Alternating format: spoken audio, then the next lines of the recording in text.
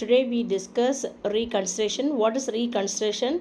We made some changes in the company is called reconstruction.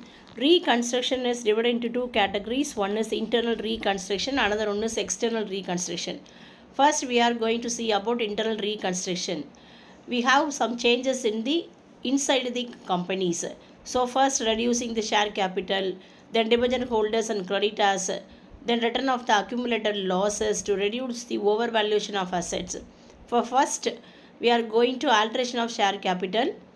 They includes increase of share capital, consolidation of shares, subdivision of shares, conversion of shares into stock, cancellation of unissued shares. Reduction of share capital. The share capital value is reduced or cancellation and paid up share capital, which is represented by the available assets.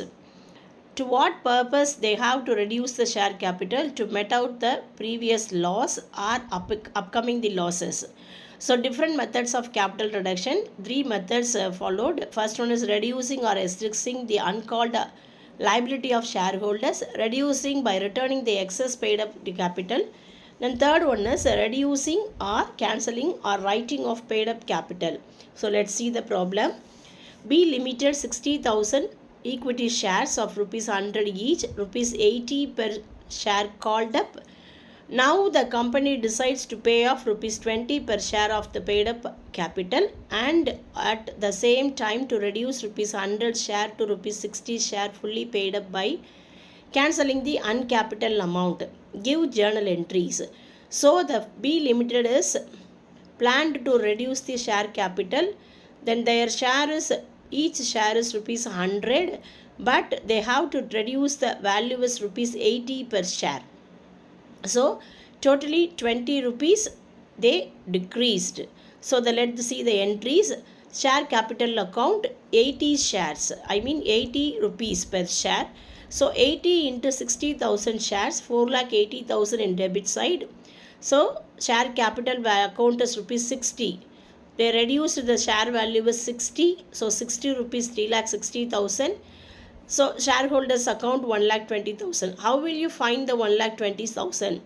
The 4,80,000, the difference between the 4,80,000 and 3,60,000. So that less the amount, the balance amount 1,20,000. 4,80,000 minus 3,60,000. So finally 1,20,000 the shareholders account. So 60,000 equity shares, 80 per share and 60 fully paid up. Then refund 20 per shares. So we have to calculate 80 into 60,000 shares, 60 into 60,000 shares. Shareholders refund amount is 20. So 20 into 60,000 shares. Then the 1,20,000 amount is transferred into shareholders account. So let second entry is shareholders account data to bank account. So shareholder amount refund amount is only rupees 1,20,000.